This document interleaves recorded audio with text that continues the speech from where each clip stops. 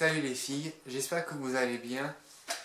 Alors, dorénavant, je m'excuse d'avance pour mon absence sur YouTube. Comme vous avez pu du coup le constater sur la vidéo, je vais du coup vous parler pourquoi et quelles sont les raisons de mon absence. Alors déjà, faut que vous sachiez que déjà j'ai posté une vidéo où du coup je vous parle de ma routine soin pour mes cheveux. Alors sachez que cette vidéo, c'était la seule vidéo, plutôt c'était le seul moment de la journée où j'ai pu vivre en tant que femme. Sinon tout le mois, ça a été très compliqué parce que j'ai pas pu, je sais pas comment le dire, j'ai pas pu vivre ma féminité comme je le voulais. Alors je sais, je crois que cette vidéo, elle sera pas dure à tourner, mais elle sera vraiment très basique, très simple. Déjà parce que, premièrement, je suis assez déçu de moi. Enfin, je suis pas assez déçu, mais disons que je n'ai pas trouvé les bonnes solutions au bon moment. Alors, pour être un peu plus clair, pendant tout le mois de janvier, je n'ai pas pu du coup vivre ma féminité, donc du coup, j'ai dû vivre en tant qu'homme. Et sauf que du coup, comme je voyais bien que mes amis se posaient des questions, que je montrais à tout mon entourage que j'étais très masculin. Ça a été assez compliqué pour moi et j'ai dû...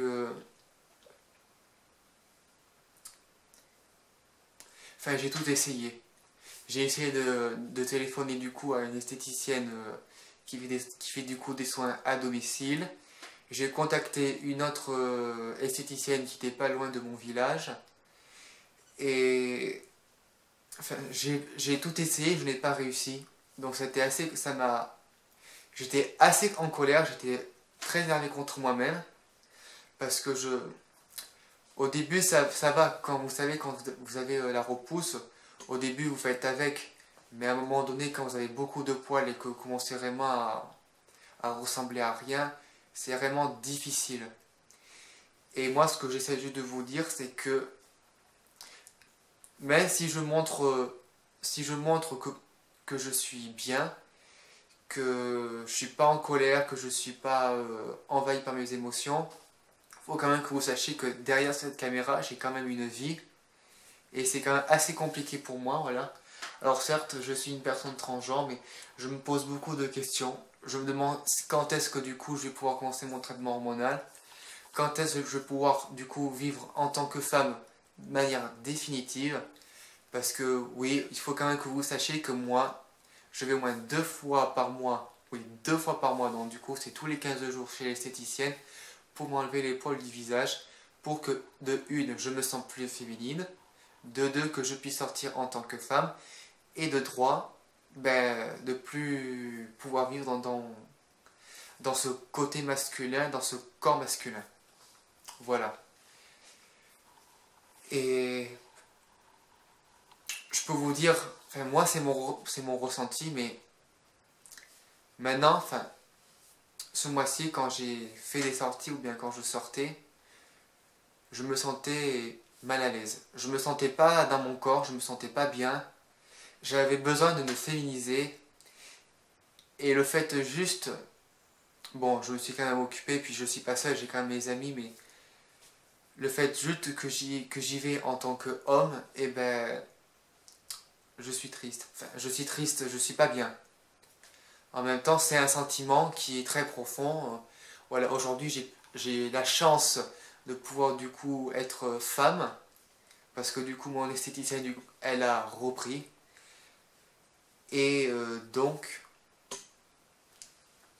je suis assez content parce que sinon, je pense que si aujourd'hui j'avais encore la barbe, je pense que mon rendez-vous à Marseille, ça aurait été assez compliqué pour moi parce que c'est assez difficile pour moi d'aller à Marseille en étant comme et aussi avoir aussi de la barbe. Après, j'ai rien contre ceux qui ont de la barbe, mais c'est juste que moi, je ne me vois pas avoir une barbe. C'est juste simple. Alors, pour vous dire, mon esthéticienne, elle a enfin des soucis de santé. Et c'est pas la première fois, ça a commencé d'abord au mois d'août. Et après, réellement, ça a commencé entre octobre et novembre. Et je peux vous dire que ça a été aussi en décembre, et même aussi en janvier, et jusqu'au 28. Donc c'est assez compliqué pour moi, et j'ai hésité à vous tourner cette vidéo. Je sais pas si ce que je fais c'est bien, mais je me dis que en même temps, c'est pas plus mal que je puisse tourner une vidéo et que je vous dise aussi mon ressenti. Parce qu'il faut quand même que vous sachiez que la vie n'est pas toujours rose. Et vous avez peut-être vu voir toutes mes vidéos. Et peut-être dans mes anciennes vidéos, j'avais le sourire. Peut-être que pour vous, j'ai l'air bien, que je suis clair. Mais enfin, j'essaie juste d'être le plus clair possible. Et là, j'essaie juste de vous partager mon sentiment et de vous dire que là, enfin, je préfère vous le dire, je m'inquiète et pour moi, ça va pas durer longtemps. Ça va pas durer longtemps que je sois comme ça. C'est très compliqué et enfin, pour te dire, je vais pas continuer longtemps dans cette situation. Il est hors de question que je reste 3 semaines à attendre avant mon esthéticienne juste parce qu'elle a des soucis de santé. Bon, je sais qu'elle essaie de faire tout son possible pour pas que ça arrive. Mais voilà, il faut quand même se mettre un peu à ma place. C'est assez compliqué. Pour moi. Et franchement, ça me manquait, mais ça me manquait énormément de faire des vidéos. Franchement, faire qu'une seule vidéo en un seul mois, enfin en un mois, non. C'est... Franchement, j'adore faire des vidéos.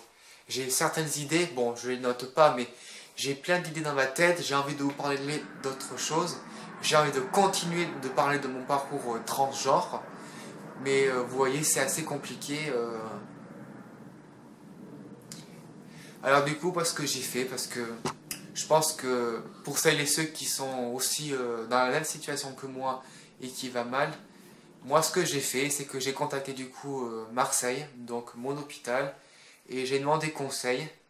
Donc j'étais tombé sur la secrétaire, enfin l'infirmière, et elle me disait, enfin elle me conseillait de me raser, au moins tous les 2 jours, au moins ça pourrait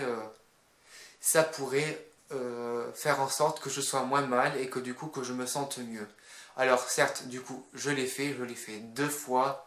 La première fois, c'est quand du coup j'ai sorti ma vidéo sur mon soin capillaire. Et la deuxième fois, c'était au moins il y avait une semaine. Mais je peux vous dire que, enfin, du peu de fois que je me suis rasé, ça a été compliqué et franchement, je n'aime pas du tout. Et franchement, l'option rasage, je n'aime pas. Parce que tu rases, mais en fait, il faut quand même que tu saches que tu rases tes poils, mais tu n'arraches pas le bulbe. Donc du coup, au bout de 2 jours, 3 jours, ça repousse. Et à force de le faire, ton poil, il va commencer à s'épaissir et il va pousser plus vite. Alors qu'avec la cire, une fois qu'on enlève, on enlève le poil et en même temps le bulbe. Et moi, je sais, ça met à peu près 15 jours, ou un peu plus de 15 jours, ou voire 13 jours avant que ça repousse. Enfin, il faut que j'attends à peu près 15 jours, et à peu près 15 jours pour que mes poils repoussent.